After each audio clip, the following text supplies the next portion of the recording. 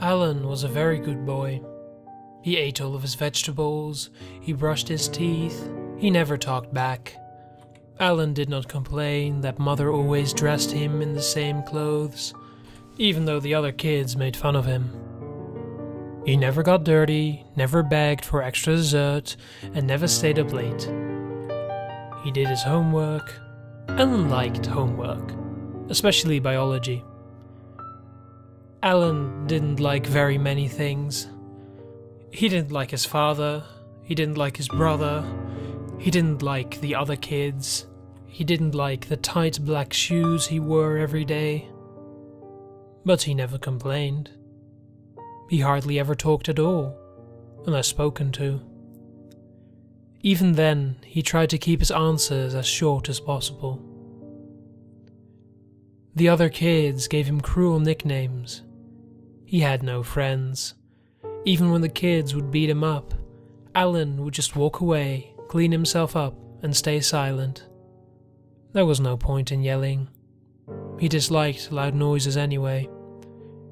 The other kids seemed to be even more enraged by his lack of emotion. They did worse and worse things to him, including stripping him naked and forcing him to walk through school with nothing to cover his small body. They laughed and laughed. Alan never begged or cried. He just walked to the principal and calmly asked for a set of clothing, since he had misplaced his own. Mother never knew of his childhood torture. She doted on him lovingly. She admired his self-control. Even as a baby, he rarely cried. His birth was so easy, she expected her second child to be simple as well. But her youngest son was the exact opposite. He wailed endlessly. He was needy and loud. He was constantly making messes. But Alan was perfect. When Alan was to graduate high school, Mother couldn't help but cry. He was planning to attend medical school.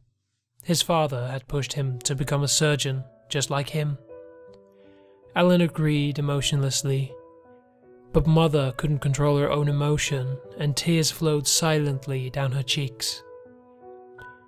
"You're embarrassing yourself," her husband said coldly. Alan was glad to be done with high school. By this time, the other kids mostly left him alone. His lack of response to their cruelty became boring. They focused on weaker targets, like his younger brother. But Alan didn't like his brother and didn't care what they did to him. Even when his brother was hospitalized for internal bleeding, he didn't care. Even when it was revealed that the bullies had forced a metal baseball bat in his little brother's rectum, he didn't even blink. He had more important things to think about. Medical school would be easy. Alan had always been very good at school.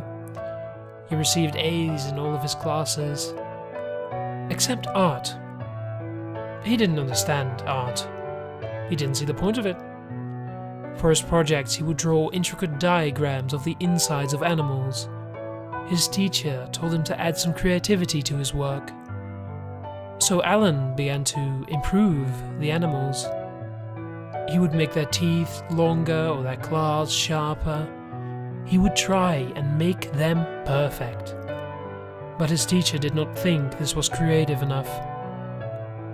He dropped the class. But otherwise, Alan was an ideal student. He never talked in class or distracted the other students. He completed all his work on time, and it was flawless. He never bothered the teacher.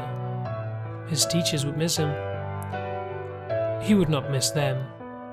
He did not like them. He did not like many things. But he did like Mother. She was a plump woman with curly brown hair. She had a small twinge of a German accent. His father had met her online, although Alan suspected she was a mail-order bride. After all, she couldn't have been more than 16 when she had Alan. Her accent used to be very thick, but Alan's father forced her to learn to speak properly. His father did not want her to stand out. But Alan rather liked the way her words were off a bit, due to the lingering drips of her accent. When he was a child, she would sing to him in German. She had to sing quietly so his father couldn't hear. He still knew the words to those German songs. Alan hated being touched, but for some reason he didn't mind it when Mother would dress or bathe him. He had become accustomed to her daily sponge baths. They didn't speak while he was in the tub, but when her hand would accidentally brush his skin, he felt a sense of relief. It was similar to the feeling of being breastfed. He was lucky enough to have been breastfed far past the age of 9. It was the day of Alan's graduation ceremony. He was class valedictorian. His school asked him to write a speech. He did as he was told, knowing full well he would be booed by the other kids. The speech was short. It thanked his family and his school. It talked about the future. Alan was learning to pretend he had emotions. As she always did, Mother dressed him. She pulled on his boxers, zipped up his slacks.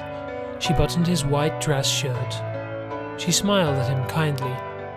"You look so handsome," she breathed. There was a crash. Alan's younger brother had thrown something against the wall again. He stood facing them, a deep frown etched on his face. "I'm not going," he said sternly. Mother gave him a frustrated glance. "Like I said, no one cares." Alan cleared his throat, but said nothing. Outbursts like this were common. His younger brother had been labelled as having behavioural issues. To Alan, this meant he was just weak and stupid. He was always demanding attention, especially from Mother. But Mother never liked her second son. He was too messy and loud. She never needed to like him, not when she had Alan. His younger brother was breathing heavily. He cocked his head. "Why don't you love me, Mummy?" Mother cringed. "I told you not to call me that. You have to call me Olga." "But Alan calls you Mummy." "He calls me Mother, and that is what I want him to call me. You must call me Olga." She shook her head. "You are not Alan." The younger son took a step closer. "You'll never let me forget that." Mother and Alan were still close, looking down at the pathetic boy. He was 16 now, almost an adult. He should know how to behave, yet he still acted like a child. Alan made a tiny tsk sound with his tongue. "Shut up!" his brother started to shout. "Shut up, shut up, shut up!" He grabbed the closest thing to him, which was Alan's graduation cap. He threw it forcefully. There was a moment of quiet before Mother started screaming. Alan realized that the sharp point of his cap had lodged itself squarely in Mother's eye. Alan did not know what to do. Mother fell to the ground and ripped the cap from her eye. Her eyeball came with it, still attached to her skull by a small red line. She was screaming. Alan didn't like loud noises, but he knelt down with her. His younger brother started laughing. "Apple of Mummy's eye," he taunted. He reached into his jeans and pulled out a Swiss Army knife. Alan looked at him. "No," he pleaded. But his brother was already on top of his mother, stabbing her again and again and again with the tiny blade. It was as if he had just snapped. She tried to fend him off, but she was bleeding so much.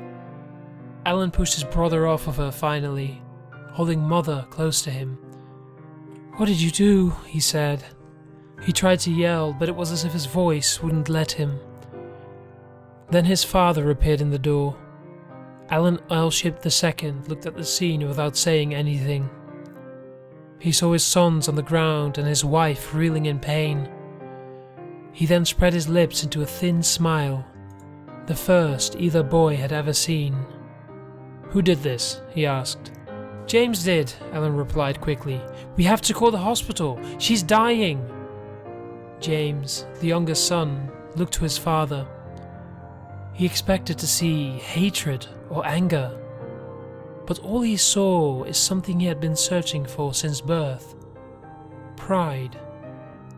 I see I've been paying attention to the wrong son. He strode over to James and stood him up.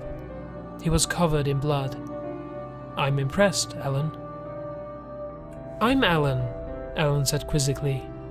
He still held his dying mother in his arms. No, this is Alan. He has been all along. His father wiped a bit of blood away from James's face. Alan's face. Then who am I? The older son did not understand the emotions pulling in him. He just knew his mother was dead, and he was clutching a corpse. You, boy, are number 995. His father patted Alan on the back. We have a lot of work ahead of us, but I have a feeling you are going to do the family name proud.